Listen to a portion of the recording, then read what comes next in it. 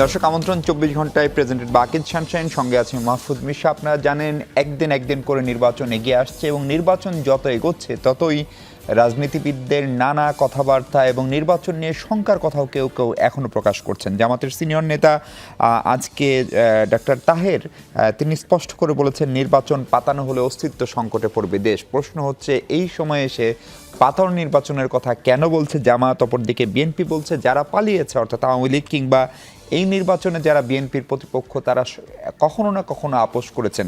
ফলে জামাত আগে যে আপোষ করেছে সেই আপোষকামিতা এখনও বজায় রাখবে কিনা সেসব নিয়ে কথা বলতে চাই আমরা। কথা বলার জন্য আমার সঙ্গে স্টুডিওতে এই মুহূর্তে আছেন বিএনপির জাতীয় নির্বাহী কমিটির সদস্য এবং ধানমন্ডি কলাবাগান এলাকায় দলটির মনোনয়নপ্রাপ্ত জনাব শেখ রবিউল আলম। রবি ভাই, স্বাগত আপনাকে। আমাদের সঙ্গে অনলাইনে যুক্ত আছেন ব্যারিস্টার নাজিবুর রহমান মোমেন, বাংলাদেশ জামাত ইসলামীর এমপি মনোনীত প্রার্থী। মোমেন ভাই, আপনাকেও স্বাগত এবং ধন্যবাদ আমাদের সঙ্গে আপনার নির্বাচন এলাকা থেকে যুক্ত হওয়ার জন্য। আশা করছি কিছুক্ষণের মধ্যে আমাদের সঙ্গে যুক্ত হবেন জাতীয় নাগরিক পার্টির যুগ্ম সদস্য সচিব জনাব এস এম সাইফ মোস্তাফিজ। শেখ রবিউল, আপনাকে দিয়ে আলোচনা শুরু করতে চাই। আজকে আপনার দলের সিনিয়র নেতা আমির খসরু মাহমুদ চৌধুরী স্পষ্ট করে দুটো জিনিস বলেছেন। একটা হচ্ছে যে বিএনপির আসলে প্রতিপক্ষ কারা। একটা প্রতিপক্ষ তো অবশ্যই আওয়ামী লীগ, কিন্তু তাদের ফিজিক্যাল উপস্থিতি দেশে নাই বা তারা নির্বাচন করতে পারছেন। আর একটা প্রতিপক্ষ উনি বলছেন যে যারা এখনকার মাঠে প্রতিপক্ষ তারাও বিভিন্ন সময় আপোষ করেছে, এবং তিনি পার্থক্য করে বলছেন একমাত্র বেগম জিয়া ছাড়া রাজনীতিতে আপোষকামিতার উদাহরণ সবারই রয়েছে। ফলে জামাতকে অনেক বড় প্রতিপক্ষ হিসেবে বিএনপি দেখছে কিনা এটি একটি প্রশ্ন, এবং সেই প্রতিপক্ষ নিয়ে ভোটের মাঠে এক ধরনের প্রতিদ্বন্দ্বিতা তো থাকবেই, কিন্তু সেটা নিয়ে আসলে আপনারা অরিডো কিনা খানিকটা। ধন্যবাদ আপনাকে, প্রিয় সহ-আলোচক যিনি এই মুহূর্তে যুক্ত আছেন এবং যারা এই মুহূর্তে যমুনা টিভি দেখছেন, শুভেচ্ছা। জামাতকে শক্ত প্রতিপক্ষ দেখতে চেয়েছিলাম, এনসিপিকেও চেয়েছিলাম, কারণ রাজনীতিতে একটা শূন্যতা তৈরি হয়েছিল। ফ্যাসিবাদী শক্তি পতনের পর একটা শূন্যতা আছে, প্রতিযোগিতাপূর্ণ রাজনীতি, প্রতিযোগিতাপূর্ণ নির্বাচনের ক্ষেত্রে তো একটা শূন্যতা আছে। আমরা মনে করেছিলাম এনসিপি একটা নতুন রাজনৈতিক দর্শন নিয়ে আসছে, নতুন রাজনৈতিক বন্দোবস্তের কথা তারা বলেছে, তারা জন আকাঙ্ক্ষা ধারণ করবে এবং একটা প্রতিদ্বন্দ্বীপূর্ণ রাজনৈতিক দল হিসেবে প্রতিষ্ঠিত হবে। সেই আশা কি পূরণ হয়েছে? নিশ্চয়ই না, মানুষেরও না, আমাদেরও না। জামাতে ইসলামও একটা শক্ত প্রতিপক্ষ হবে ভোটের রাজনীতি, এটা আমাদের প্রত্যাশা ছিল, কিন্তু দিন যত যাচ্ছে জামাতের মধ্যে হতাশা দেখছি। এখন রাজনীতিতে আপনি জনগণের উপর আস্থা রাখবেন না, নির্বাচন নিয়ে এখনও শঙ্কা বলবেন, এখনও বলতে চাইবেন পাতানো নির্বাচন হতে যাচ্ছে। তাহলে কি প্রক্রিয়া স্বচ্ছ নির্বাচন হয়? কোন ব্যবস্থাপনায় নিরপেক্ষ পাওয়া যায় একটা অন্তর্বর্তীকালীন সরকার, নির্বাচন কমিশন এবং আইন শৃঙ্খলা রক্ষাকারী বাহিনীর এখনো পর্যন্ত যে ভূমিকা, অথবা যে ভূমিকা আমরা প্রত্যাশা করি সেই লক্ষ্যে তারা যেভাবে কাজ করছে, আস্থাটা এরপর আর রাখবেন কোথায়? আর প্রতিদ্বন্দ্বী এরপর আর খুঁজবেন কোথায়? অর্থাৎ আমি আবারও বলছি, জনগণ যতই বিএনপির দিকে হেলে যাচ্ছে, ঝুঁকে পড়ছে, যারা একসময় অপপ্রচার করেছে, নিজেদেরকে একমাত্র রাজনৈতিক শক্তি হিসেবে দাবি করেছে, অথবা এও ভেবেছে যে জনগণের আস্থা তারা পাবে, সমর্থন তারা পাবে, এই লক্ষ্যে তারা কাজ করছে, কিন্তু দিন যত নির্বাচনের আসছে, জনগণ যখন বিএনপির দিকে হেলে পড়ছে, তখন তাদের শঙ্কা বাড়ছে, দায় চাপানোর চেষ্টা করছে, নির্বাচন হবে কিনা সেই সন্দেহ প্রকাশ করে, আবার ধরেন পাতানো নির্বাচন হয়ে যাবে কিনা সেই শঙ্কা যারা প্রকাশ করে। না, পাতানো হইলে তো আসলে পাতানো কার সঙ্গে কে পাতাবে? মানে পাতানো যারা বলেন একটা স্টেক হোল্ডার তো তাদেরকে বিএনপি যদি বলেন, আর এভাবে যারা ভাবেন, তো তাদেরকে আপনি প্রতিদ্বন্দ্বী কিভাবে মনে করবেন? তাদের তার প্রতিদ্বন্দ্বী মনে করতে পারছেন না, তাদেরকে মনে করতে পারছেন আত্মসমর্পণকারী। নির্বাচনের ক্ষেত্রে আত্মসমর্পণকারী আমি তা বলছি না কোনো প্রভাবশালী শক্তির বা ধরেন ফ্যাসিবাদী শক্তির বিরুদ্ধে আত্মসমর্পণকারী বলছি না, আমি বলছি যে নির্বাচনের প্রতিদ্বন্দ্বিতার যে স্পৃহা, যে শক্তি, যে সমর্থন, সেখান থেকে তারা আত্মসমর্পণ করেছে। অর্থাৎ তারা লড়াই করতে এখনো পর্যন্ত সাহসী না, আস্থা রাখতে জনগণের প্রতি এখনো পর্যন্ত প্রস্তুত না। এই জন্য বলছি যে সেই জায়গা থেকে আমরা বলছি যে শক্ত প্রতিপক্ষ তো জামাতকে ভাবতে চেয়েছিলাম, কিন্তু ভাবতে তো পারছি না। রবি ভাই, মানে কোনো কারণে কি মানে মনে হচ্ছে যে আপনার একটু ওভার কনফিডেন্ট, অথবা ধরেন মানে আপনার কোনো শক্ত প্রতিপক্ষ নাই যেমনটা আপনি বলছিলেন, সেটা কি অন্যদেরকে একটু আন্ডার এস্টিমেট করাও হচ্ছে কিনা? কারণ ধরেন আজকেও একটা ছাত্র সংসদের নির্বাচন চলছে, 32 ঘন্টা চলছে, আমরা এখনও ফলাফল ঘোষণা করতে পারিনি সবগুলো ছাত্র সংসদের মতো, এবং সেগুলোতে কিন্তু আমরা ওই দলের যে তারা সরাসরি ছাত্র সংগঠন বলে না, কিন্তু তারা একই রকম ছাত্র শিবিরের একটা বড় ধরনের উত্থান দেখতে পাচ্ছি। আর কোনো নির্বাচন হয় না এই সরকারের মনে, ফলে সেইটা নিয়ে জামাতের নেতৃবৃন্দ যদি দাবি করেন যে যেখানেই ভোট হয়েছে সেখানে তারা ভালো করছে, সেখানে বরং বিএনপি ভালো করতে পারেনি, তখন কি বলবেন? না, আমরা সেই দাবিকেও তো অগ্রাহ্য করছি না, অথবা ধরুন তার সাথে বিতর্ক তো যাচ্ছি না। ভোটের ভিত্তিতে যেখানে তারা উইন করেছে স্বাগত জানিয়েছি। তো শক্ত প্রতিপক্ষ তো আমরা মনে করেছিলাম, যখন জামাত ওভাবে মনে ভাবে নির্বাচনের আগেই যখন এই বিতর্ক তৈরি করতে চায়, তখন আপনি শক্ত প্রতিপক্ষ ভাবতে পারেন কিনা, সেটা হলো আমার বক্তব্য। আমরা বারবার বলেছি, আপনি নিজেও জানেন, আমাদের দলের প্রধান বলেছে যে আগামী নির্বাচন হবে খুব চ্যালেঞ্জ। একটা হচ্ছে পতিত ফ্যাসিবাদী শক্তি, তাদের বিরুদ্ধে আদর্শিক সংগ্রাম আমাদের গত 17 বছরে ছিল। তারপর হচ্ছে বাংলাদেশের রাজনীতি থাকুক, গণতন্ত্র থাকুক, চায় না এরকম একটা অদৃশ্য শক্তিও আছে, ফ্যাসিবাদের দোসর বা সহযোগী বা সুবিধাভোগী আছে, তাদের একটা প্রতিরোধ আছে, ষড়যন্ত্র আছে, অথবা ধরেন প্রচেষ্টা আছে। আবার ধরেন নতুন রাজনৈতিক শক্তি হয়ে বলতে চাইলো তারাই শিরোধার্য, তারা ছাড়া আর কেউ রাজনীতি বাংলাদেশ ধারণ করে না, বিএনপি আওয়ামী লীগ নাকি মুদ্রার এপিট ওপিট। তো তারাও কি চায়? তারাও চায় যে বিদ্যমান রাজনীতি বা বিএনপির যে পরীক্ষিত রাজনীতি, জনগণ কর্তৃক গৃহীত রাজনীতি, রাষ্ট্র ব্যবস্থাপনায় বারবার অভিজ্ঞ যে রাজনীতি, সেটাকেও চ্যালেঞ্জ ছুড়ে দেওয়ার জন্য আরেকটা প্রতিপক্ষ দাঁড়িয়েছে। তার অনেকগুলি প্রতিপক্ষ এখানে আছে। তো যার ফলে আমরা বলেছি যে নির্বাচন, আগামী দিনের রাজনীতি, এটা চ্যালেঞ্জের মধ্যে আমরা আছি, এবং সেটা আমরা সবসময়ের জন্য বলার চেষ্টা করেছি। আমি বলছি, নির্বাচন যত ঘনিয়ে আসছে, জনগণ যত বিএনপির দিকে ঝুঁকে পড়ছে, অথবা বিএনপির সরকার গঠন করুক এই মানসিকতা নিয়ে যখন বিএনপির পাশে দাঁড়াতে চাইছে বা চাচ্ছে, তখন অন্যান্য যারা প্রতিযোগী আমরা মনে করেছিলাম, বা নিজেরাও যারা নিজেদেরকে শক্ত রাজনৈতিক প্রতিপক্ষ না, শক্ত রাজনৈতিক শক্তি মনে করত, তারা যখন একেবারে knocking at the door election, সেটাকে নিয়ে যখন আবার পক্ষপাতিত্বের কথা বলে যে নির্বাচন অনিশ্চিত, বলে যে নির্বাচন কমিশন, অন্তর্বর্তীকালীন সরকার প্রশাসন ঝুঁকে পড়েছে কোন দিকে, তো তখন তো আমার কাছে মনে হয় যে প্রতিদ্বন্দ্বিতার স্প্রিয়া হারিয়েছে, অথবা ধরেন তার মনোবল হারিয়েছে। আর মনোবল হারার একটাই কারণ, জনগণ কর্তৃক প্রত্যাখ্যিত হয়েছে। জামাতের নেতা আছেন ব্যারিস্টার নাজিবুর রহমান মোমেন। মোমেন ভাই, আপনি নিশ্চয়ই বিএনপি নেতা শেখ রবিউল আলমকে শুনছিলেন। আপনার কাছে খুব সরাসরি প্রশ্ন, উনি যেভাবে বললেন ভোটের সময় যত এগিয়ে আসছে জামাতকে আসলে ততই বেশি নার্ভাস হয়ে পড়ছে কিনা, অথবা বিএনপি যেরকম শক্ত প্রতিদ্বন্দ্বিতা আশা করেছিল সেটা তারা বলছেন এখন হচ্ছে না, ফলে ওই জায়গায় আসলে আপনি কি বলবেন? আপনারা কি সত্যি সত্যি ভোট আসার সঙ্গে সঙ্গে নার্ভাস হয়ে যাচ্ছেন ব্যারিস্টার মোমেন? না, নার্ভাস তো আমাদের হওয়ার কোনো কারণ নেই, তাই না? আমাদের যেটা কনসার্ন গুলো আমাদেরকে তো বলতে হবে। দেখেন, একটা দলকে যখন অন্যায্যভাবে সুযোগ সুবিধা দেওয়া হয়, এক্সট্রা সুযোগ সুবিধা দেওয়া হয়, তখন তো আমাদেরকে প্রশ্ন করতেই হবে। এই যে দেখেন, এনএসআই এর প্রধান ওনাদের পার্টি প্রধানের সাথে ওনাদের পার্টি অফিসে যে যোগাযোগ করলেন, মানে বৈঠক করলেন, এটাকে আপনি কোন কিসের মধ্যে ফেলবেন? উনি কি জামাতের প্রার্থীর সাথে এভাবে একইভাবে যোগাযোগ করবেন? তো একটা মানুষকে, একটা দলকে আপনারা যেভাবে, মানে সরকার যেভাবে ট্রিট করছে, এজ ইফ তারা অলরেডি ক্ষমতায় চলে আসছে, তাহলে প্রশাসনের মধ্যে তো একটা প্রভাব পড়বেই, নেতিবাচক প্রভাব পড়বে। তারাও তাদেরকে ফেভার করার চেষ্টা করবে। যার আমরা একটা নমুনা দেখতে পাচ্ছি বিভিন্ন জায়গাতে, নমিনেশন তুচ্ছ কারণে বাতিল করা হচ্ছে কাদেরকে? এনসিপি লিডার এবং জামাতের লিডারদেরকে। যার কারণে আমরা বলছি যে এটা লেভেল প্লেইং ফিল্ড বলেন আর এই পক্ষপাতিত্ব বলেন, এটা কিন্তু হচ্ছে। লেভেল প্লেইং ফিল্ডটা কিন্তু হচ্ছে না, এবং এখানে পক্ষপাতিত্ব হচ্ছে, যার যে কনসার্নটা আমরা ইলেকশন কমিশনে যেয়ে আমরা জানিয়েছি। আপনি যদি জনসমর্থনের কথা বলেন, দেখেন তারেক জিয়া দেশে এসেছেন, বিএনপি নেতা কর্মীদের উৎসাহ উদ্দীপনা থাকবে, এটাই স্বাভাবিক। তারা উজ্জীবিত হয়েছেন, আমি আগেও বলেছি উজ্জীবিত হবেন, এটাই স্বাভাবিক। তো পরবর্তীতে একটা দুঃখজনক ঘটনা আমরা সাক্ষী হলাম। দেশনেত্রী, ভারতীয় আধিপত্যবাদ বিরোধী যে সংগ্রাম আমাদের, সেটার আইকনিক ফিগার ম্যাডাম খালেদা জিয়ার ইন্তেকাল পরবর্তী জানাজার নামাজ, সেখানে দলমত নির্বিশেষে আমরা সবাই গিয়েছি একটা মেসেজ দেওয়ার জন্য যে জাতীয় ক্ষেত্রে, জাতীয় যে সমস্ত আধিপত্যবাদ বিরোধী, ভারতীয় আধিপত্যবাদ বিরোধী যেই ইস্যুস গুলো আছে, সেখানে আমাদের জাতীয় একটা ঐক্যমত্য আছে, এইটা প্রমাণ করার জন্য গিয়েছি। কিন্তু এইটাকে পুঁজি করে যদি ওনারা বলতে চান জনগণ ওনাদের দিকে ঢেলে পড়েছে, যতই নির্বাচন ঘনিয়ে আসছে ততই জনগণ ওনাদেরকে নির্বাচিত অলরেডি করেই ফেলেছে বলতে চাচ্ছেন, এইটা তো আসলে কতটুকু সত্য? আপনার জনগণ কি বলে, প্রথম আলোর একটা জরিপ দিয়ে তারা 8-10টা নিউজ করে, একে কি বলে, তারেক জিয়াকে নিয়ে এখান থেকে ওনারা যদি মনে করেন, এরপরে ওনারা একটা জরিপ দেখলাম, সেখানে লিখছেন যে গত বছরের ডিসেম্বর থেকে এখন পর্যন্ত করা ওনাদের জরিপে 70% বিএনপি আর 19% বলে আমাদের।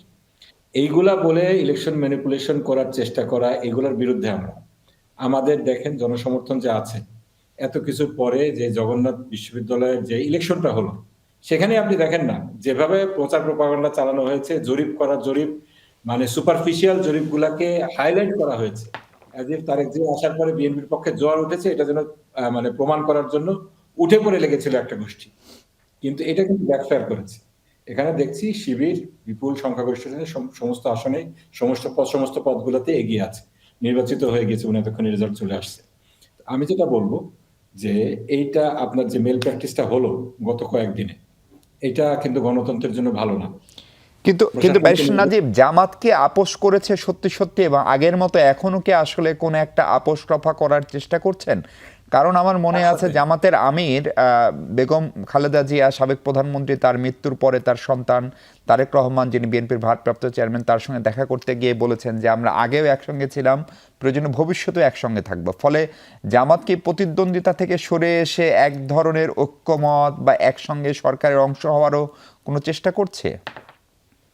না, এটা দেখেন, এখানেও একটা মিডিয়ার একটা ছিল, ম্যানিপুলেশন ছিল। তারা দেখাতে চাচ্ছে যে আমরা তাদের কাছে সাবমিট করেছি কিংবা সারেন্ডার করেছি।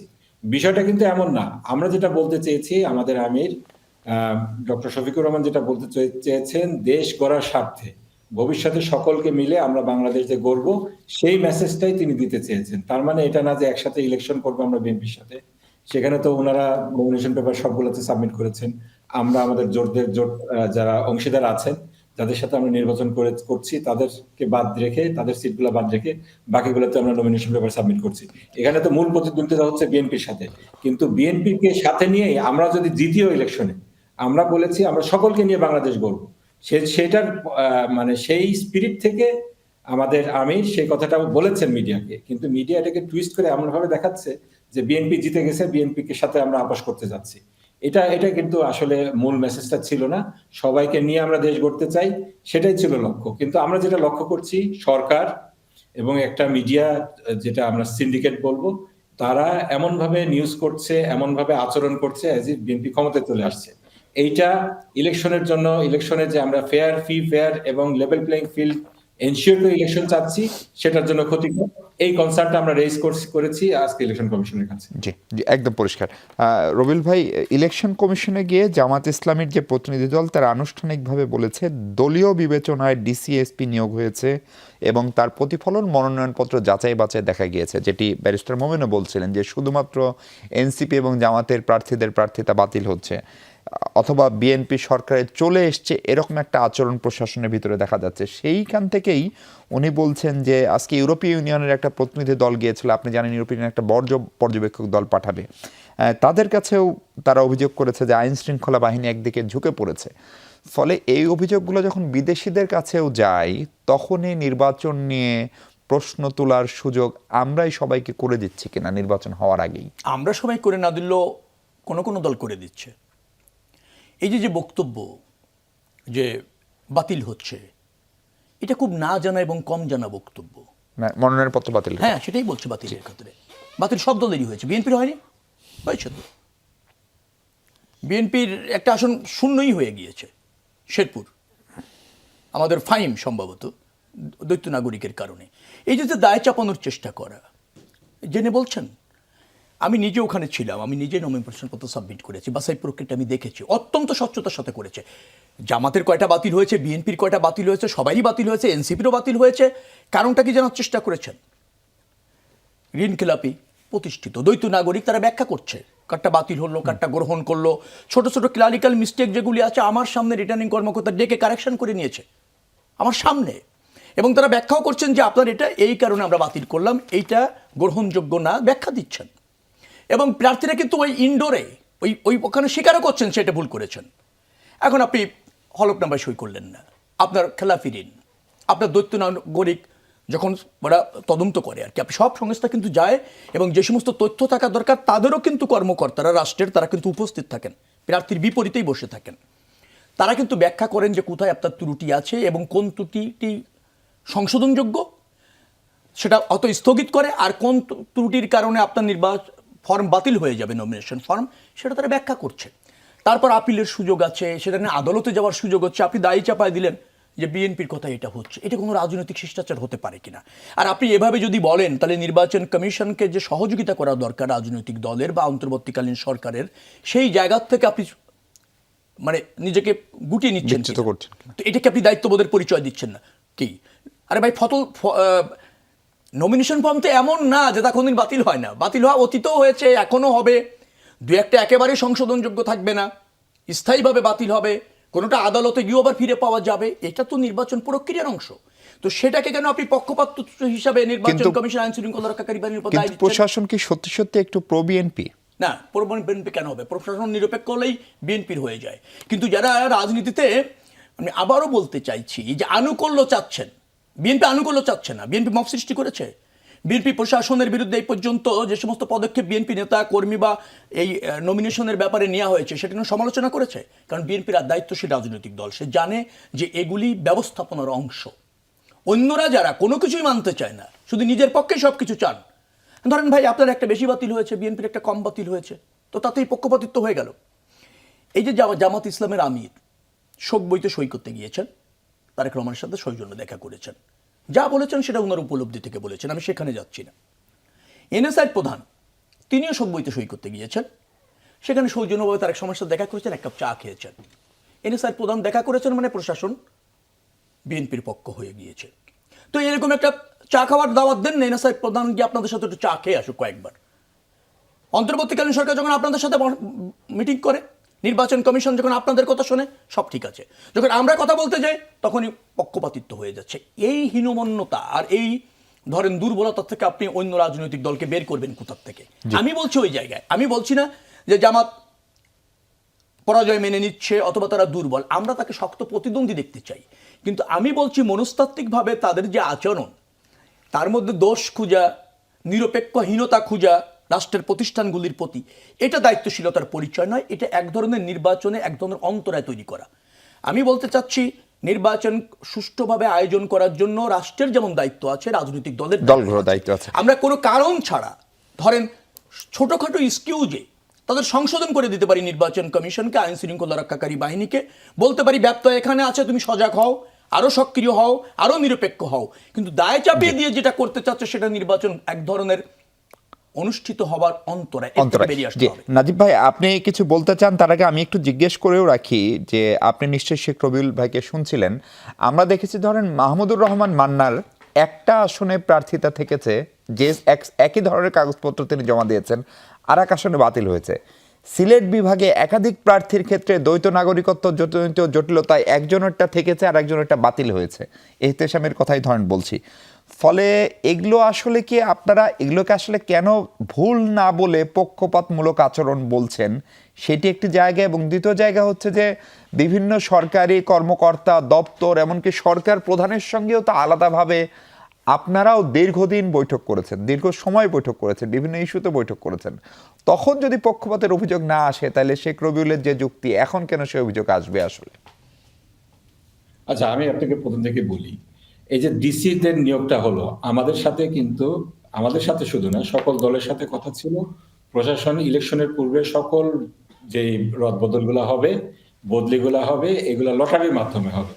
আপনি খোঁজ নিয়ে দেখেন, ডিসিদের যেটা করলো, প্রথমে 16 জন ডিসিকে বদলি করা হলো লটারি ছাড়া, এবং তৎপরবর্তীতে সকল ডিসি যেটা বদলি করা হলো সেটাও লটারি ছাড়া।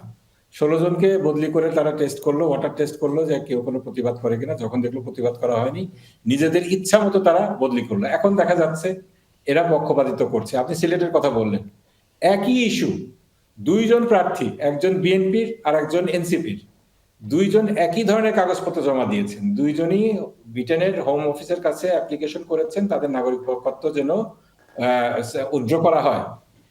একই ধরনের অ্যাপ্লিকেশন, দুইজনের কারোরই কনফার্মেশন নাই। এনসিপির যিনি প্রার্থী ছিলেন এহতেশামুল হক, আপনি যার কথা বললেন, তারটা কি করা হলো, বাতিল করা হলো। আর মালেক সাহেবেরটা বিএনপির প্রার্থী হওয়ার কারণে তারটা অ্যালাউ করা হলো। এখানে আপনি পক্ষপাত বলবেন না, কাগজপত্র দুটোই দেখেছি, অনলাইনে আছে, যে কেউ দেখে নিতে পারে, একেবারে হুবহু ইন টোটো কাগজপত্র। এরপরে ধরেন এই একই ইস্যুতে কুড়িগ্রামের জামাতের প্রার্থীর মনোনয়নপত্র বাতিল করা হয়েছে। প্রথম দিন তাকে বলা হলো আপনাকে সময় দেওয়া হচ্ছে, আপনি কি করবেন, রবিবারের মধ্যে কাগজপত্র দিবেন, আপনার প্রেজেন্টেশন দিবেন। রবিবারে আসার পরে ওনার কোনো প্রেজেন্টেশন শুনলেন না, কোনো সাবমিশন শুনলেন না, একতরফা ভাবে বাতিল করে দিলেন। এখানে ওনার যে কাগজপত্র ছিল, রংপুরে আমরা জানি বিএনপির, রংপুর না দিনাজপুরের বিএনপির একই প্রার্থীর সেম কাগজপত্র, সেখানে কোনো প্রশ্নই তোলা হয়নি। একইভাবে আপনার ফেনীতে আব্দুল আওয়াল মিন্টুর আমেরিকান সিটিজেনশিপ আছে, সেখানেও কোনো প্রশ্ন তোলা হয়নি। এইগুলা দেখেন যেভাবে করা হচ্ছে, এগুলা তো পক্ষপাত না বলে আপনি কি না, কিন্তু মোমেন ভাই ধরেন লটারি করে ডিসি নিয়োগ হবে, এই সিদ্ধান্ত কি সরকার নীতিগতভাবে নিয়েছিল, না আপনাদের সঙ্গে বৈঠকে এটা আপনাদের প্রস্তাব ছিল, সেটা তারা আশ্বস্ত করছিল যে আমরা এটা করা যেতে পারে? এটা সরকার নীতিগতভাবে নিয়েছিল, আমাদের সাথে এগ্রি করেছিল, সকল পলিটিক্যাল পার্টির সাথে এগ্রি করেছিল। সেই কাজটা তারা এসপিদের ক্ষেত্রে করেছে, কিন্তু ডিসিদের ক্ষেত্রে কোন কারো আঙ্গুলি হেলনে কিংবা কিভাবে করেছে আমরা জানি না, কিন্তু সেক্ষেত্রে পলিটিক্যাল পার্টিগুলোর সাথে তাদের যে কমিটমেন্ট ছিল সেখানে তার লঙ্ঘন হয়েছে। এটা আমি যেটা বললাম সেটা আপনি খতিয়ে দেখতে পারেন। জি, আমরা একটা বিরতি নিই, বিরতির পরে ফিরে দর্শক বাকি আলাপ করব, আমাদের সঙ্গে থাকবেন নিশ্চয়ই।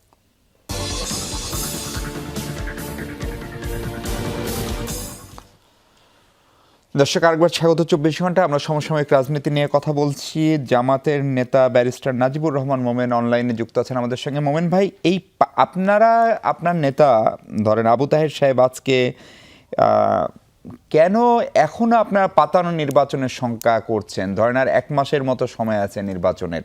এই সরকারটা আপনাদের মানে বিদ্যমান যে রাজনৈতিক দলগুলো তাদের সবার মনোনীত এই সরকার, এবং এই সরকার নিজে সরাসরি কোনো নির্বাচন করছে না, কারণ সরকারের কোনো রাজনৈতিক দল নাই। যে 3 জন ছাত্র উপদেষ্টা ছিল তারা পদত্যাগ করেছেন, তারপরেও কেন পাতানো নির্বাচনের শঙ্কা জামাতের? এবং আপনি যদি এই শঙ্কা করেন তাহলে এই নির্বাচনের ভবিষ্যৎ আসলে কি? না, আমি যেটা বলতে চাই, এটা কিন্তু সংখ্যা শুধু জামাতের না, এটা জাতির সংখ্যা। জাতির কিন্তু একটা ট্রমা আছে, এটা আপনাকে বুঝতে হবে। 2008 সালে যেই ইলেকশন ইঞ্জিনিয়ারিংটা হয়েছে, এই ইলেকশন ইঞ্জিনিয়ারিং এর ট্রমা কিন্তু আমাদেরও আছে, বিএনপির ভাইদেরও থাকা উচিত। সেখানে আমরা দেখেছি যে এই আপনার আর্মি ব্যাক যে গভর্নমেন্টটা ছিল, তারা কিন্তু শেষ পর্যায়ে এসে ইলেকশন ইঞ্জিনিয়ারিং করে একটি দলের হাতে ক্ষমতা তুলে দিয়েছিল। সেই সময় যে সিমটম গুলো ছিল, যে সময় যারা মানে কুশীলব ছিল, সেই প্রথম আলো ডেইলি স্টার গোষ্ঠী থেকে শুরু করে তাদের আচার আচরণ এবং প্রশাসনকে যেভাবে ম্যানিপুলেট করার চেষ্টা করা হচ্ছে, তারেক জিয়া অবশ্যই তিনি একটি বৃহত্তর দলের লিডার, তাকে নিরাপত্তা আপনাকে দিতেই হবে। তাই বলে যদি আপনি এসএসএফ এর নিরাপত্তা তাকে দেন, অন্যান্য যারা প্রধান রাজনৈতিক দলের নেতা আছে তাদেরকে না দেন, সেক্ষেত্রে কিন্তু একটা ইঙ্গিত, একেবারে সরাসরি স্পষ্ট ইঙ্গিত দেওয়া হয় যে তিনি প্রধানমন্ত্রী হতে যাচ্ছেন। এই সব কারণে যেগুলো বললাম, জাতির ট্রমা 1/11-এর সময়, সেই সময়কার যারা কুশীলব ছিল তাদের অতি উৎসাহ এবং তাদের তৎপরতা, অপতৎপরতাই বলতে হবে, এর সাথে প্রশাসনকে যেভাবে ইঙ্গিত দেওয়া হচ্ছে, প্রশাসনকে যেভাবে চালিত করা হচ্ছে, প্রশাসনের বিভিন্ন জায়গায় যেভাবে লোক সেট করা হচ্ছে, ডিসিদের কথা যেটা বললাম আর কি, লটারি ছাড়াই, এই সমস্ত কারণে কিন্তু জনমনে একটা সংখ্যার সৃষ্টি হয়েছে। তারপর আমি বলবো, আপনি যেটা বললেন রাইটলি বলেছেন, এটা তো কোনো দলীয় সরকার না, তাদেরকেই এখন প্রমাণ করতে হবে, জনগণকে আশ্বস্ত করতে হবে কোনো পাতানো ইলেকশন এখানে হবে না, ইলেকশন ইঞ্জিনিয়ারিং হবে না এখানে, এবং তাদেরকে এইটা মিনিংফুল কিছু চেঞ্জ এখানে আনতে হবে। এবং আইন শৃঙ্খলার পরিস্থিতির বিষয় কিন্তু আরো আছে এক্ষেত্রে। এই যে আজকে একজন কিছুক্ষণ আগে স্বেচ্ছাসেবক দলের মনে একজনকে গুলিবিদ্ধ মানে হত্যা করা হয়েছে, এই সমস্ত কনসার্ন গুলা কিন্তু জনমনে আছে, এবং এরা জনগণ কিন্তু এই সমস্ত কারণেই চিন্তা করছে যে কি হতে যাচ্ছে। এবং এই ইলেকশন ইঞ্জিনিয়ারিং এবং পাতানো নির্বাচনের কনসার্নটা জনগণের যে কনসার্নটা, আমরা ইলেকশন কমিশন এটা পৌঁছে দিই, সেটা জানিয়েছি। জি হ্যাঁ, শেখ রবিউল আলম, আসলে কি জনগণের এই কনসার্ন ইলেকশন কমিশন একটা ইঞ্জিনিয়ারিং বা পাতানো, বা ধরেন 2007-08-এর যে প্রেক্ষাপট পরিস্থিতি ছিল, তখন আর্মি ব্যাকড একটা গভর্নমেন্ট, একটা সরকার চেঞ্জ হয়ে গেল, সেটির সঙ্গে ব্যারিস্টার মোমেন অনেকগুলো লক্ষণের মিল পাচ্ছেন, আপনি এটার কি ব্যাখ্যা দিবেন? ট্রমার মধ্যে আছেন। জনগণের কনসার্ন জনগণ ব্যক্ত করে ভোটের মাধ্যমে, জনগণ ভোট দিতে পারছে কিনা ভোটের দিন বোঝা যাবে। লেভেল প্লেইং ফিল্ড এখনো পর্যন্ত বিদ্যমান, কারণ সব রাজনৈতিক দল সমান সুযোগ পাচ্ছে, সব রাজনৈতিক প্রার্থী সমান সুযোগ পাচ্ছে, কর্মসূচিও সমানভাবে করছে, এখানে পক্ষপাতিত্ব দেখা যাচ্ছে না। এটা ঠিক আছে, আইন শৃঙ্খলা পরিস্থিতি নিয়ে সন্তোষ না, তো সন্তোষ না হলে তো সবাই সন্তোষ না, কারো পক্ষে তো না। সেটাকে আরও কীভাবে সন্তোষজনক করা যায় সে ব্যাপারে সব রাজনৈতিক দল কাজ করতে পারে, পরামর্শ দিতে পারে, দাবিও করতে পারে। স্বেচ্ছাসেবক দলের এই যে আজকে একজন মারা গিয়েছে, কার বিএনপির তো মারা গিয়েছে। আপনি বলেন তো এই পর্যন্ত কয়জন জামাত ইসলামের মারা গিয়েছে, আর এই পর্যন্ত কয়জন বিএনপি নেতাকর্মীরা মারা গিয়েছে? বিএনপি নেতাকর্মীরা অনেক মারা গিয়েছে, এটা তো আপনি নিজেও জানেন যে মারা গিয়েছে। উত্তর মিরপুরে যুব দলের মারা গেল, স্বেচ্ছাসেবক দলের চট্টগ্রামে মারা গেছে, চট্টগ্রামে মারা গেল, যাচ্ছে। এখন ধরেন মানে কেমন হতে পারে, আপনি লটারি ভিত্তিতে চাইলেন, এসপিগুলি হলো, ঠিক আছে, ডিসিগুলি হয় নাই, ঠিক নাই, মানে আপনি চাইলে সেটা শিরোধার্য। অন্তর্বর্তীকালীন সরকার মেধার ভিত্তিতে করতে চেয়েছে, যোগ্যতার ভিত্তিতে করতে না, চেয়েছে, কিন্তু সেটা যদি রাজনৈতিক সিদ্ধান্ত হয় আপনাদের সব পক্ষের সঙ্গে না, তা বৈঠক তো হয়নি। সব পক্ষ যদি সাথে এক সিদ্ধান্ত হয়, তাহলে অন্তর্বর্তীকালীন সেটা সরকার অগ্রাহ্য করে কি করে? অন্তর্বর্তীকালীন সরকার ওনাদের দাবি ছিল, তো ওনার দাবিতে এসপি ঠিক হয়েছে, এখানে এসপি নিয়ে সমস্যা নেই। তা আইন শৃঙ্খলা রক্ষাকারী বাহিনীর জেলা পর্যায়ে দেখেন তো এসপি। আচ্ছা, ডিসি সাহেব যেগুলি আছেন উনি বলছেন লটারি ভিত্তিতে হয় নাই, ওটা অন্তর্বর্তীকালীন সরকার মনে করে নেই। এখন আপনি যেটা চাইবেন সেটা আপনার মতো হলে সরকার নিরপেক্ষ আছে। এখন অন্তর্বর্তীকালীন সরকার ডিসিদেরকে লটারি ভিত্তিতে করে নিবি দেয়, ডিসিরা বিএনপির, এটা কি কোনো যুক্তি হতে পারে? এটা কোনো দাবি হতে পারে? এটা তো অন্তর্বর্তীকালীন সরকারের সিদ্ধান্ত। কিন্তু রবি ভাই, মানে উনি যা বলছেন তার বাইরে গিয়ে ধরেন আমি যেটা বুঝি বা আমরা যেটা দেখছি, ধরেন সব সম্পাদক, সব ব্যবসায়ী গোষ্ঠী সবাই গিয়ে যেভাবে তারেক রহমান সাহেবের সঙ্গে দেখা করছেন এবং যে টোনে কথা বলছেন, সেই টোনটাও কি আপনার কাছে খুব স্বাভাবিক মনে হয়? না, স্বাভাবিক মনে হবে না, এটা তো অর্জন। আপনি যদি আপনার নেতৃত্ব, দেশের জন্য আপনার করণীয়, জনগণকে যদি আপনার প্রতি আস্থা তৈরি করতে পারেন, নেতৃত্ব দিয়ে, স্যাক্রিফাইস করে, ঝুঁকি নিয়ে, পরীক্ষার মাধ্যমে, মানুষ তো করবে। রাজনীতি তো তাই। কিন্তু সেটা কি নির্বাচনে প্রভাব ফেলছে? এখন আমি একজন নেতা, আপনি আমার সাথে যাচ্ছেন সৌজন্য দেখা করতে, তাহলে আমি দেখা করা বন্ধ করে দেবো? দীর্ঘদিনে তার অনুপস্থিতি আছে, তার সাথে সৌজন্য বিনিময় করতে চায়, কেউ হয়তো পরামর্শ দিতে চায়, কেউ হয়তো তাদের রাষ্ট্রের জন্য কি করণীয় আছে, কোনো পরামর্শ আছে, এটা দিতে চায়, এটা তো দোষের কিছু না।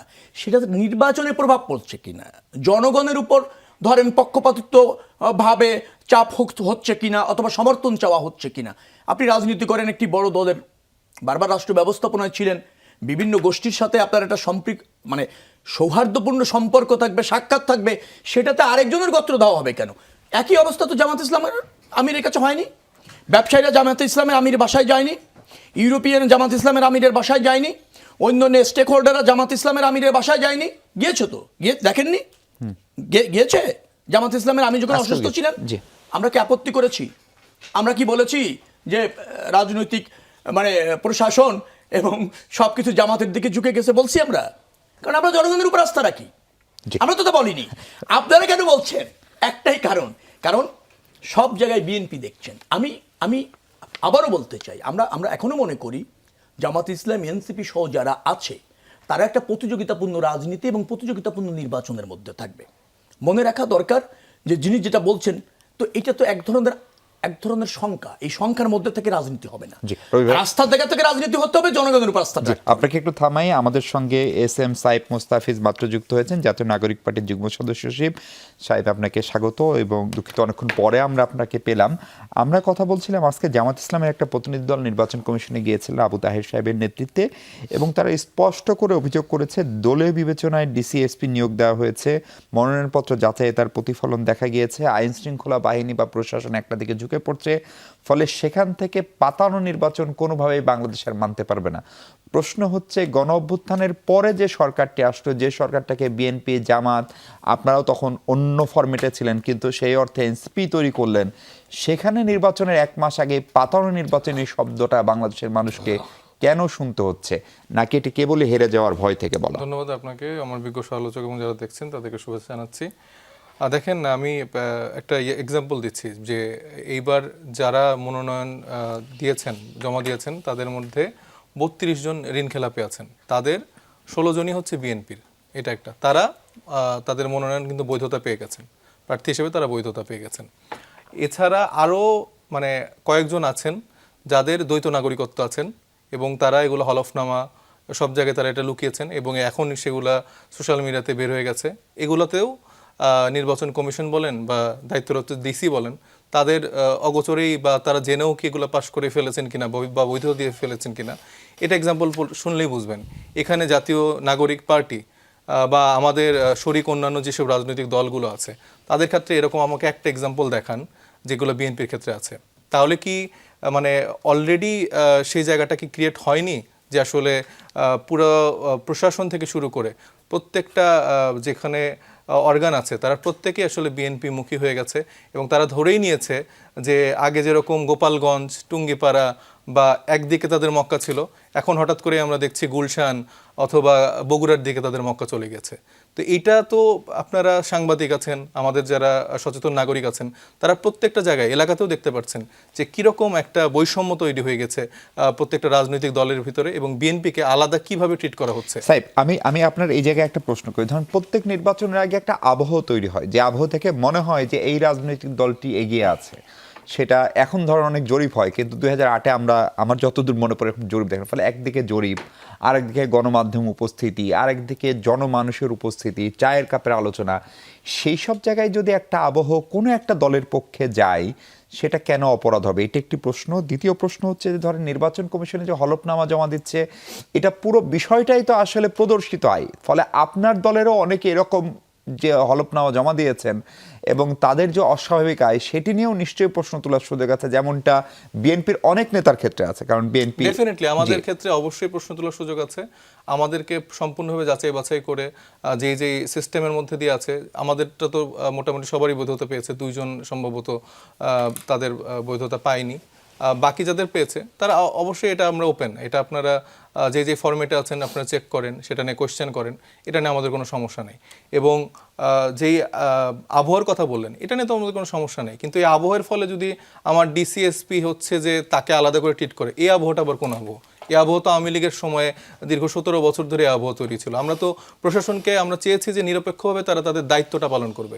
এখানে হ্যাঁ হতেই পারে ডিসি একটা দলকে সাপোর্ট করতে পারে, সে হয়তো বা এনসিপি অথবা বিএনপি অথবা জামাত ইসলামী বাংলাদেশ অথবা অন্য যে কোনো পার্টিকে সে, তার তো নিশ্চয়ই একটা ভোটাধিকার আছে, ভোট দিতেই পারে, কিন্তু সে তার যখন দায়িত্বে আছেন, সে যার তখন চেয়ারে বসছেন, তাহলে কি সে তখন বিএনপি বা এনসিপি বা জামাতকে সার্ভ করবে? খুব সুনির্দিষ্টভাবে এরকম কোন ডিসির বিরুদ্ধে আপনারা নির্বাচন কমিশনকে জানিয়েছেন বা সরকারকে জানিয়েছেন? হ্যাঁ, এরকম তো মানে আমরা দেখেছি আন্দোলন করে অনেক বড় কিছু অর্জন করেছেন। আমি গণঅভ্যুত্থানের পরেও বলছি, ধরেন প্রধান বিচারপতির অপসারণ বা যেখানে যে কোনো সিস্টেম, আওয়ামী লীগ নিষিদ্ধকরণ, তাহলে সেই সুনির্দিষ্ট অভিযোগ আপনারা জানাচ্ছেন এটা না এত কেন? দ্রুত সময়ের মধ্যে হচ্ছে, যেটা ধরেন আমরা কয়জনকে আটকাবো বা কয়জনেরটা আমরা চেক করতে যাব। এখানে সুনির্দিষ্টভাবে হাসনাত আব্দুল্লাহর যে আসন, সেখানে কুমিল্লার দেবিদারের যে আসন, সেখানে বিএনপির যে প্রার্থী সে হচ্ছে ঋণ খেলাপি, তাকে হচ্ছে যে বৈধতা দিয়ে ফেলেছে, তার ব্যাপারে সে রিট করছে, ফাইল করছে। আমার যে আসন, সেখানে আমাদের যে বিএনপির প্রার্থী ডক্টর মুহিত, উনি হচ্ছে যে ব্রিটিশ নাগরিক, এটাও তিনি লুকিয়েছেন। এটা আজকে গতকালকে থেকে শুরু করে আজকে থেকে আমরা দেখছি যে সোশ্যাল মিডিয়ায় ঘটছে। আমিও তার বিরুদ্ধে ব্যবস্থা নেওয়ার চেষ্টা করছি, কিন্তু এখন মানে আমরা যে সিস্টেমেটিক পরিবর্তনের জন্য লড়াইটা করলাম, এখন নির্বাচনে থেকেও, নির্বাচনে যেখানে আমি প্রার্থী হিসেবে আমার হচ্ছে যে আমাদের যে ভোটাররা আছেন তাদের কাছে যাওয়ার কথা, সেটা বাদ দিয়ে এখন আমার বসে বসে এই ডোর কিপিংগুলো করতে হবে। তাইলে ভাই এই মানে অসম লড়াই তো আমি আসলে মানিয়েও তো নাই, আমার কাছে তো মাসুলও নাই, আবার প্রশাসনের সাপোর্টও নাই, তাইলে ভাই আমি কেমনে পারবো? তাহলে এটার সমাধান কি? সমাধান এটা তো যারা দায়িত্বরত আছেন, যেসব রাজনৈতিক দলগুলো আছেন, যারা এত বছরের স্ট্রাগল করে যে তরুণ ছাত্র জনতার গণ অভ্যুত্থানের ফলে যে একটা নতুন বাংলাদেশের পেল, যারা রাজনৈতিকভাবে এখন দেশ থেকে বাইরে থেকে এখন বিদেশ থেকে বাংলাদেশে এসে রাজনীতি করতে পারছেন, যারা আমাদের বিএনপি বলেন, জামাত ইসলামী বাংলাদেশ বলেন বা অন্যান্য রাজনৈতিক দলের যে নাগরিক অধিকারটা তারা ফিরে পেল, রাজনৈতিক অধিকারটা ফিরে পেল, সেই জায়গা থেকে তো তাদের উচিত ছিল যে না ভাই, আমি আসলে এই সুযোগটা চাই না যেটা আওয়ামী লীগ করে আসছে। আমরা তো এই পুরনো রাজনৈতিক বন্দোবস্তের এগেনস্টে, আমরা তাদেরকে যারা ট্রাস্ট করতে চাচ্ছি, তাদের থেকে তো এই মানে সততাটা আমরা দেখতে চেয়েছিলাম যে তারা আসলেই ডিসিকে বলেন বা প্রশাসনকে ওইভাবে ইউজ করবে না। সেটা আমাদের ক্ষেত্রে আমি বলছি, আমাদের ক্ষেত্রে অনেকের প্রবণতা আছে, আমাদের মধ্যেই প্রবণতা আছে। মানে আপনি একটা গুণগত পরিবর্তনের আশা করেছিলেন, সেটি রাজনীতিবিদ কারণ ধরেন যে এনসিপি ধরেন যে 8 মাস বা 1 বছর একটা রাজনৈতিক দল, কিন্তু বিএনপি তো অনেক বছরের পুরনো রাজনৈতিক দল, জামাত ইসলামী তো অনেক বছরের পুরনো রাজনৈতিক দল, বা অন্যান্য যেসব রাজনৈতিক দলগুলো আছে তারা তো অ্যাটলিস্ট 5 বছর 10 বছর হয়তো বা স্ট্রাগল করছে। তো তারা তো এই সাফারিংসের মধ্যে দিয়ে গিয়েছে, তারা তো দেখেছে যে আসলে প্রশাসনকে আওয়ামী লীগ কীভাবে ইউজ করছে, মিডিয়াকে আওয়ামী লীগ কীভাবে ইউজ করছে। তো সে যখন এই জার্নি দিয়ে গেছে, তার থেকে তো আমি এমনিতে এক্সপেক্ট করছিলাম যে বিএনপি মানে এটা যদি কেউ এসে বলেও যে ভাই আমি দিছি, আমি আপনাকে হেল্প করবো, বিএনপি বলবো যে না, এটা আমি করবো না, কারণ আমি এরকম ইউজ যদি আমি আপনাকে করি, এটা দিন শিকার শেষে আমি আপনাকেও হয়েছি। আমার কোনো না কোনো সুবিধা দিতে হবে, এবং আমি যে একটা স্বৈরতন্ত্র কায়েম করে ফেলবো আপনার মাধ্যমে, দিন শেষে 17 বছর পর আবার এরকম গণমানুষের জানমাল দিতে হবে, এবং আবার তার ওইভাবে একটা পতন হতে হবে। সাইফ, আমরা একটা বিরতি নিই, দর্শক একটু পরে ফিরছি, আমাদের সঙ্গে থাকবেন।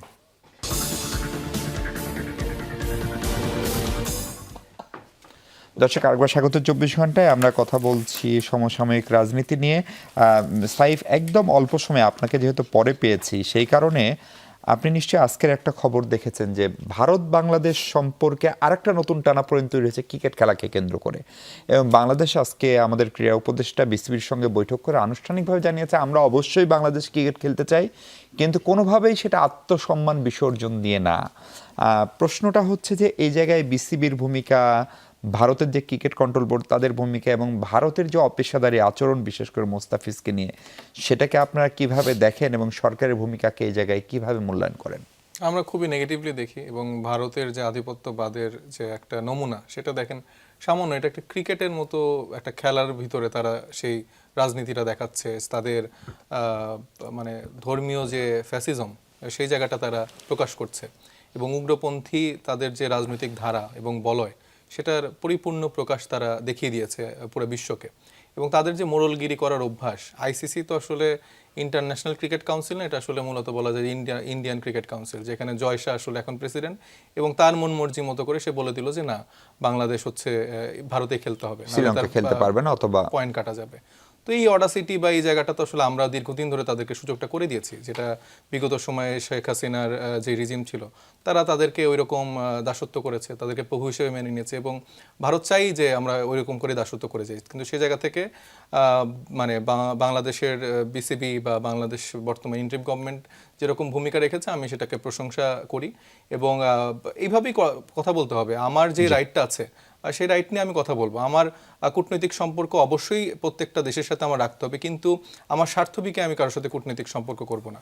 আমার কূটনৈতিক সম্পর্ক বা প্রতিবেশী দেশের সাথে সম্পর্ক থাকবে সমান অধিকারের, সমান মর্যাদার, এবং পরিষ্কার। আমরা আরো একটা ইস্যু নিয়ে আপনাকে চাইবো রবি ভাই, আপনি যদি এই বিশ্বকাপ T20 বিশ্বকাপ নিয়ে যে উত্তেজনাটা তৈরি হলো, এবং বাংলাদেশের অবস্থান পরিষ্কার, বাংলাদেশ খেলবো না বলে নাই, বলছে আমরা শ্রীলঙ্কায় খেলবো, এবং এরকম অসংখ্য রেকর্ডও কিন্তু আছে। ভারতে খেলেছে, ভারত পাকিস্তানে খেলতে যায়নি, পাকিস্তান কিন্তু শ্রীলঙ্কায় খেলছে, পাকিস্তানও শ্রীলঙ্কায় খেলেছে।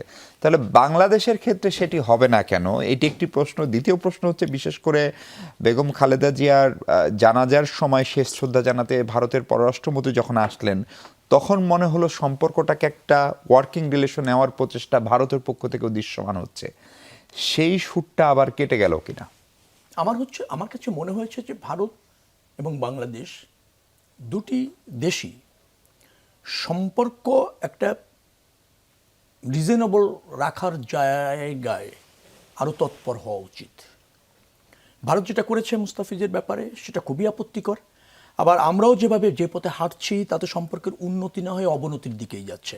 হ্যাঁ, অবনতির প্রয়োজনও আছে অস্তিত্বের জন্য, আমি অস্বীকার করছি না, মর্যাদার জন্য, কিন্তু বিষয়টিকে আরও যেটাকে বলা হয় পেশাদারিত্বের সাথে আরো বেশি চতুর্মুখী ভাবনার জায়গা থেকে দেখতে পারলে ভালো হয়। অবনতি কারোর জন্য স্বস্তিকর নয়, অবনতি কাউকে তৃপ্তি দেয় না। আমরা চাই যে এই মানে সম্পর্কটা একেবারে তলানিতে না গিয়ে যাতে উভয় রাষ্ট্র তার সম্মানের জায়গাটা, তার মর্যাদার জায়গাটা। আমি একটু কথা বলছি যে তাদের সেফটির জন্য সে আরেকটা দেশে খেলতে যায়, যেখানে এই বিশ্বকাপে পাকিস্তান শ্রীলঙ্কাতে খেলছে। আমি তা বলছি না যে বিসিসিবি রাইট বলেছে, আবার আইসিসিও বলেছে যে আমরা নিরাপত্তার ব্যাপারে কোনো রকমের ঘাটতি দেখছি না। আমি বলছি এগুলি যার যার অবস্থান থেকে বক্তব্য থাকে, কিন্তু দিন শেষে গিয়ে এমন একটা অবস্থান রাখা উচিত যাতে বৃহত্তর স্বার্থটা প্রাধান্য পায়। একটা কথা একটু বলার আমার প্রয়োজন আছে। মুস্তাফিজ একটা কথা বলেছেন খুবই আপত্তিকর আমার কাছে মনে হয়েছে, যে সেটা হচ্ছে ঋণখেলাপি হয়ে হাসান আব্দুল্লাহ আসনে। আমি দায়িত্ব নিয়ে বলছি, ঋণখেলাপি হয়ে কেউ নির্বাচন করতে পারবে না, কিন্তু একজন দাবি করলে আরেকজন ঋণখেলাপি হয় না, সেটা তথ্যপাত্র লাগে এবং বাংলাদেশ ব্যাংকের প্রতিবেদন লাগে এবং প্রমাণ করতে হয় এবং প্রমাণ করাও লাগে না। এর বাইরে কেউ যাওয়ার সুযোগ নেই ভাই। আমি নিজে প্রার্থী হয়ে দেখেছি, অটোমেটিক রিপোর্টটা চলে আসে। কেউ যদি প্রভাবিত করার কোনো শক্তি নাই, ওই রিপোর্ট আটকে রাখা, রিপোর্ট এসেও কাজ হচ্ছে না ভাই। ঠিক আছে। আর রিটার্নিং কর্মকর্তার, ভাই আমার আসনে যে দ্বৈত নাগরিকত্ব, আপনার সময় বলেন, রিটার্নিং কর্মকর্তার এমন দুঃসাহসী নাই এমন শক্তি নাই যে একজন প্রতিষ্ঠিত ঋণ খেলাপিকে সে বৈধতা দিতে পারে। সেটাই আমরা জেনে দিচ্ছে ভাই। বললেন কই যে বলতে সামাজিক যোগাযোগ মাধ্যমে বের হয়েছে, সামাজিক যোগাযোগ মাধ্যমে এরকম জাতীয় সেন্সিটিভ সব ইস্যু না নেওয়া ভালো। দ্বৈত নাগরিকের কথা বলি, দ্বৈত নাগরিকের ক্ষেত্রে যেটা আছে সেটাও কিন্তু তদন্তে পাঠায় নির্বাচন কমিশন। আমি আবারও বলছি, সেখানে সংশ্লিষ্ট জায়গায় অনেকে হয়তো সারেন্ডার করেছেন, পেপার সাবমিট করেছেন, কিন্তু এখনো পর্যন্ত নাগরিকত্ব বহাল রয়েছে, অনেকে হয়তো অ্যাকসেপ্ট হয়ে গিয়েছে, ওই তদন্তের ভিত্তিতে করেছে। যাই আপনি করেন না কেন, আপিল করার সুযোগ আছে। একটা কথা বলি শুধু, নির্বাচন কমিশনের সচিব বলেছেন আপিল শুধু যার নমিনেশন বাতিল হয়েছে সে করতে পারবেন না, তারপর? কারণ নমিনেশন ধরেন বাতিল হওয়ার যোগ্য কিন্তু বৈধ হয়েছে, তার বিপক্ষেও করতে পারবেন। তো সেই চ্যালেঞ্জ তো আছে, সেই সুযোগ তো আছে, মানে আইনি পথে হাঁটার কথা হাঁটার বলছিলাম। কথা আছে। জি, কেন আমরা একে অপরকে ব্যর্থ করতে চাচ্ছি, দায় দিতে চাচ্ছি? আর সে দায় যদি থেকে থাকে বিএনপির কেন হবে?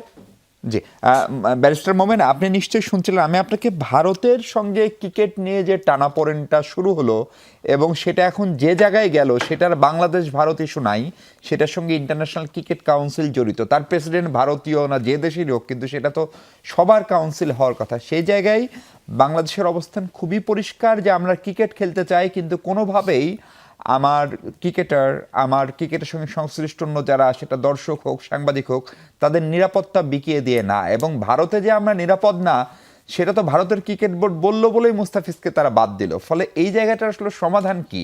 নাকি আমরা ভারত পাক এবং বাংলাদেশের এখন যে টানাপোড়েন এটা চলতেই থাকবে?